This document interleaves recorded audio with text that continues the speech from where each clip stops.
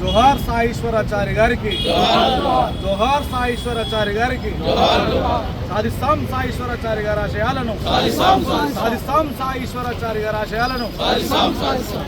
మిత్రులారా, ఈరోజు BC reservation కోసం, బీసీ హక్కుల కోసం మొట్టమొదటి ఆత్మ బలిదానం చేసుకున్నటువంటి ఎవరైతే యువకుడు సాయిశ్వరాచారి గారికి వారి ఆత్మకు శాంతి చేకూరాలని, వారి ఆశలను ముందుకు తీసుకుపోవాలని ఈ తిరుమలగిరిలోని పూలే అంబేద్కర్ చౌరస్తాలో సామాజిక తెలంగాణ మహాసభ ఆధ్వర్యంలో అన్న ఉమ్మడి నల్గొండ జిల్లా ఉద్యమాల ఉపాధ్యాయుడు, మాజీ ఎంపీపీ, సామాజిక తెలంగాణ మహాసభ రాష్ట్ర కన్వీనర్ అన్న కొత్తగట్టు మల్లన్న గారి నాయకత్వంలో వారి ఆధ్వర్యంలో అధ్యక్షతలో ఈరోజు ఈ కార్యక్రమం నిర్వహించుకోవడం కొంత విచారకరం, కొంత బాధాకరం. ఎందుకంటే మనం పోరాటం చేయాలి తప్ప ఆత్మ బలిదానం చేసుకోవద్దు. అయినా తెలంగాణ మలిదశ ఉద్యమంలో ఒక శ్రీకాంతాచారి ఆత్మ బలిదానంతో స్టార్ట్ అయిన ఆత్మ బలిదానాలు వందల సంఖ్యలో అయినా తెలంగాణ ఉద్యమం సాధించుకున్నాం. కానీ వారి ఆత్మ బలిదానంతో వారు అమరులయ్యారు తప్ప మనం ముందు నిలబడడం కానీ వారి కుటుంబానికి ఎలాంటి లబ్ధి చేకూరలేదు.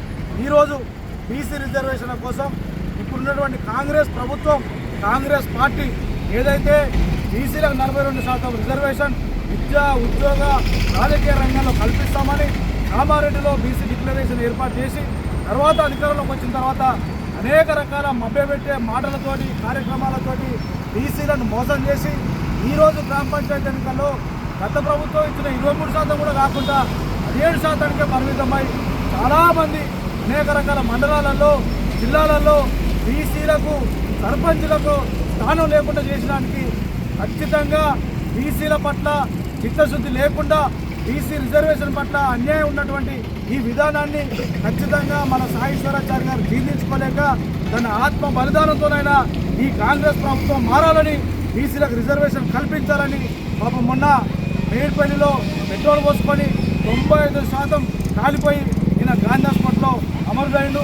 ఆయన ఆత్మ బలిదానంతోనైనా ఇలా ఆయన చేసుకున్న ఆత్మ బలిదానం కాదు, కాంగ్రెస్ ప్రభుత్వ హత్యగా మనం ఖచ్చితంగా డిమాండ్ చేయాలి.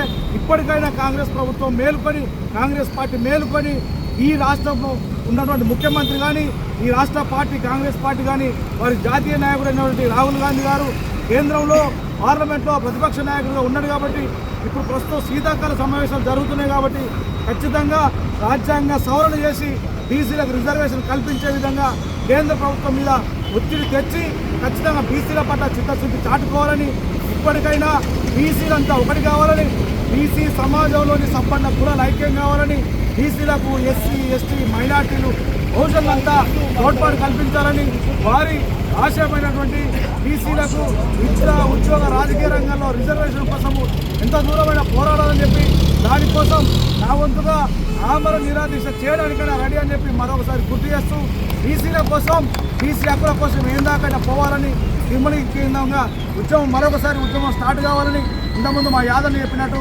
సోమన్న చెప్పినట్టు మనకు అవమానాలు కొత్త కాదు. మనతో ఉన్నోనే అవమానిస్తుంటారు, మనల్ని జీర్ణించుకోలేరు, మన నాయకత్వాన్ని జీర్ణించుకోలేరు, మన ఎదుగుదలను జీర్ణించుకోలేరు. ఏదో ఒక కుట్ర లోపల పెట్టుకుంటారు, అవమానిస్తుంటారు, మనకు అన్యాయం చేస్తుంటారు. అయినా తెగించి కొట్లాడాలి, బరిగీసి కొట్లాడాలి, ఉద్యమం చేసి తీరాలి తప్ప వెనుకడిగేయద్దు, ఆత్మహత్యలు చేసుకోవద్దు, ఆత్మ బలిదానాలు ఆపాలి, అవమానాలు జీర్ణించుకోవాలి, నాయకులుగా ఎదగాలి. ఖచ్చితంగా పంచాయతీ నుంచి పార్లమెంట్ దాకా రాజకీయ నాయకులు ఎదిగి ఈరోజు డాక్టర్ బాబాసాహెబ్ గారి వర్ధంతి, అంబేద్కర్ గారి వర్ధంతి చేసుకుంటున్న క్రమంలో అంబేద్కర్ రాసిన రాజ్యాంగం ప్రకారం అంబేద్కర్ గారు చెప్పినట్టు ఖచ్చితంగా రాజకీయం చేసి వారి హక్కులను సాధించుకోవాలి తప్ప ఆత్మ బలిదానం చేసుకోవద్దని చెప్పి మరొకసారి మీ అందరికీ పేరున సామాజిక ఉద్యమం తెలియజేసుకుంటూ ముగించుకుంటున్నాను. జోహార్ శ్రీకాంతాచారి, జోహార్ ఈశ్వరాచారి గారికి, జోహార్ ఈశ్వరాచారి గారికి.